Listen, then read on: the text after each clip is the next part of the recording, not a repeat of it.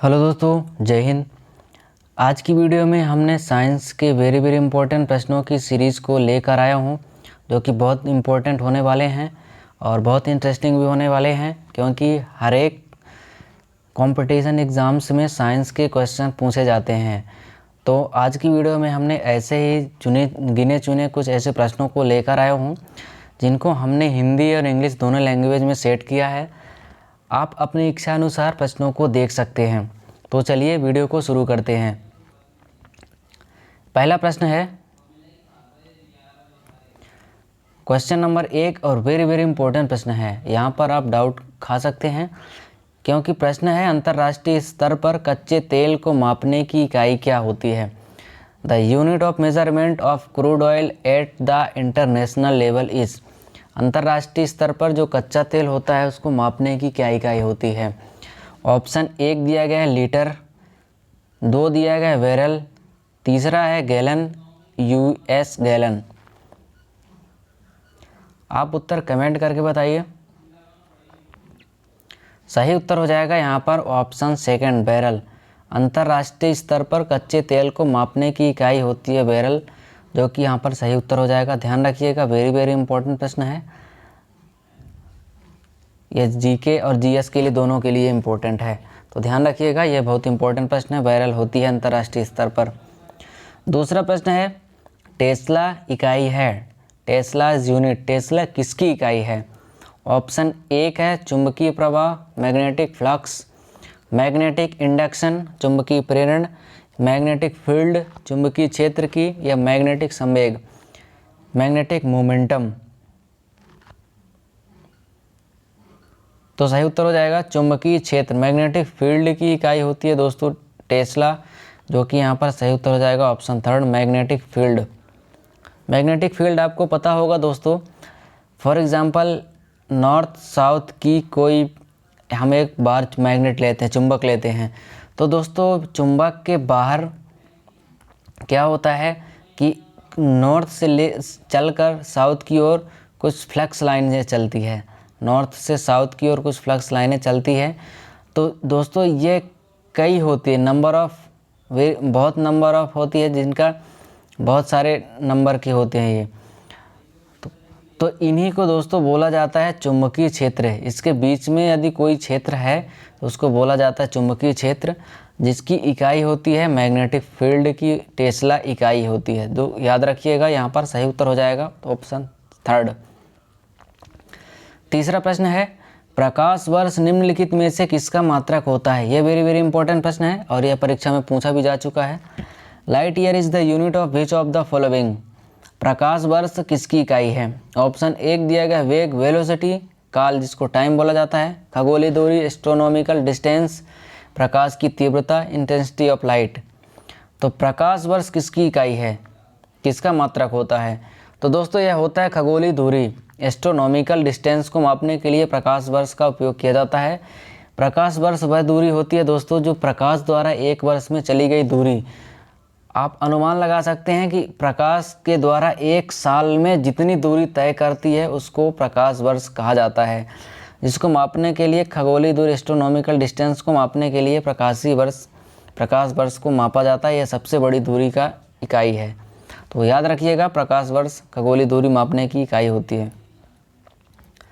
Newton के पहले नियम को कहते हैं। Newton's first law is called. Option 1 दिया गया है संवेग का नियम, लॉ ऑफ मोमेंटम। सेकंड दिया गया है ऊर्जा का नियम, लॉ ऑफ एनर्जी।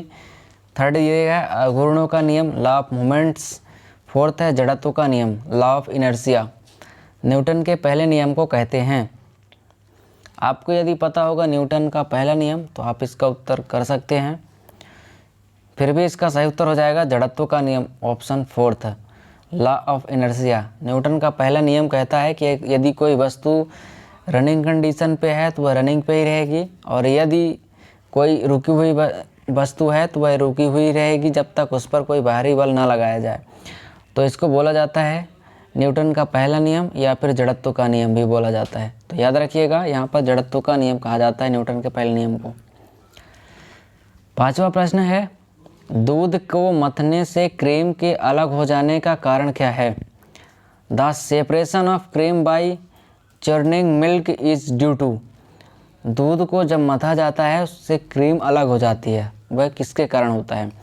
ऑप्शन 1 दिया गया है सेंट्रीफ्यूगल फोर्स, सेकंड दिया गया है फ्रैक्शनल फोर्स, थर्ड दिया गया है ग्रेविटेशनल फोर्स, फोर्थ दिया गया है वेस्क्रल फोर्स, जिसको श्यान बल बोला जाता है। यह इम्पोर्टेंट प्रश्न है। दूध को मथने से जो क्रीम अलग हो जाती है उसको बोला जाता है अपकेंद्रीय बल। अपकेंद्रीय बल सेंट्रीफ्यूगल फोर्स। जब दूध को मथा जाता है, उसको रोलिंग पिन से मथते हैं तो उसके अंदर दोस्तों अपकेंद्रीय बल लगता है, सेंट्रीफ्यूगल फोर्स लगता है, जिसके कारण दूध से क्रीम अलग हो जाती है।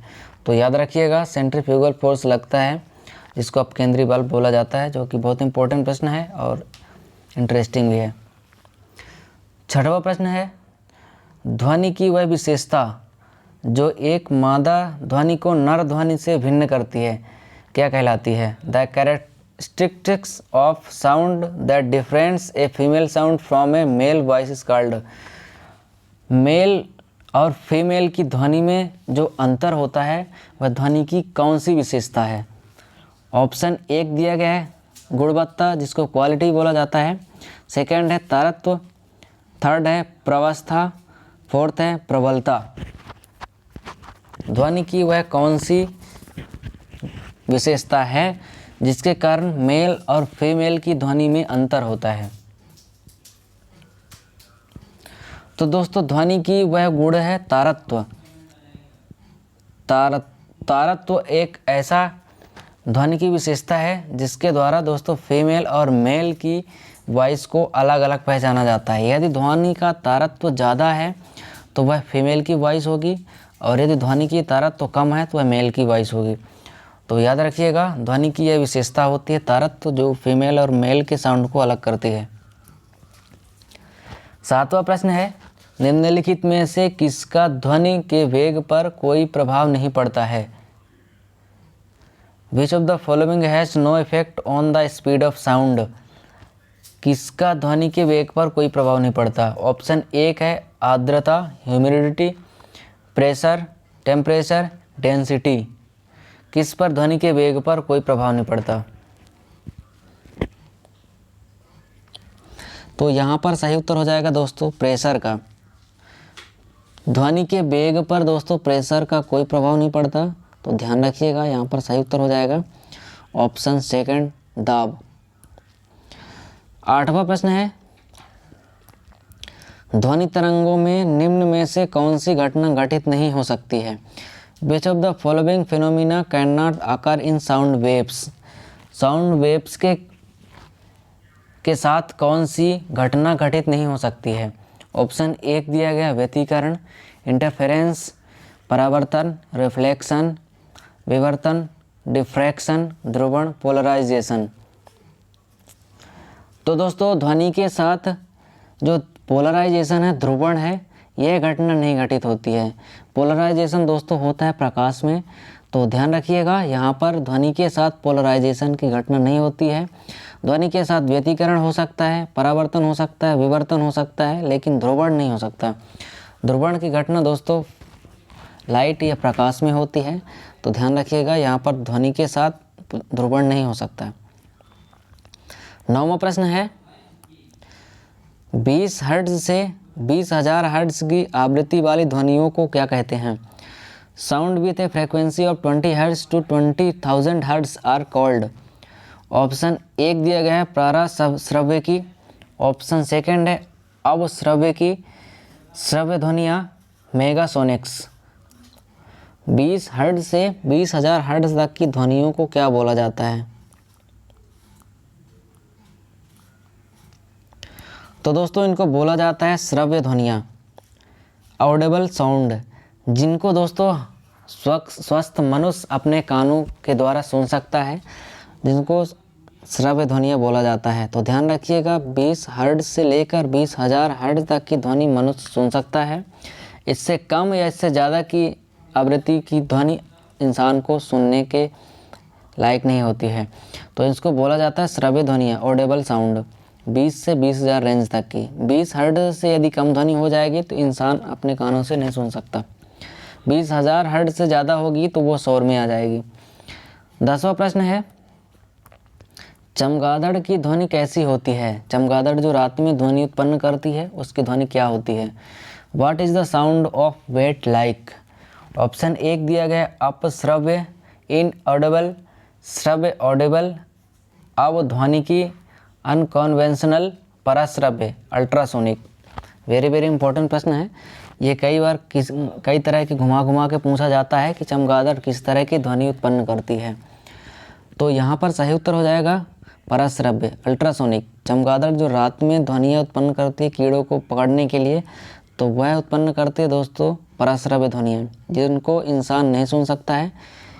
इसका एक फिनोमिना होता है कि चमगादड़ पराश्रव्य ध्वनियों को प्रोड्यूस करेगी और कीट पर जाके टकरा कर फिर से वापस आएगी, तो चमगादड़ को पता चल जाता है कि कीट कितना बड़ा है और कैसे कीट है, तो वह पराश्रव्य ध्वनि, अल्ट्रासोनिक ध्वनि को प्रोड्यूस करके अपना भोजन को पता कर सकता है।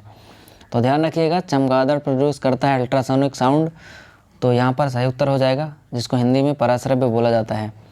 तो दोस्तों आज की वीडियो के प्रश्न खत्म हुए। यदि आप अभी तक प्रश्नों को देखते आ रहे हैं तो आप ईमानदारी से बताइए कि आपके 10 में से कितने प्रश्न सही हुए। और वीडियो अच्छी लगी हो तो वीडियो को लाइक ज़रूर करिए, और चैनल को अभी तक सब्सक्राइब नहीं किए हैं तो सब्सक्राइब करके नोटिफिकेशन बेल को ऑन पर क्लिक करके रखिए। और हमारे प्रीवियस वीडियो को ज़रूर विजिट करिए, उसमें इंटरेस्टिंग प्रश्न हमने शामिल कर दिया है, जिसकी लिंक मैं डाल दूँगा, तो आप ज़रूर जाके देखिए। तो मिलते हैं अगले वीडियो में ऐसे ही और शानदार प्रश्नों के साथ। तब तक के लिए पढ़ते रहिए और सब्सक्राइब कर लीजिए MK रॉय चैनल को। जय हिंद, धन्यवाद।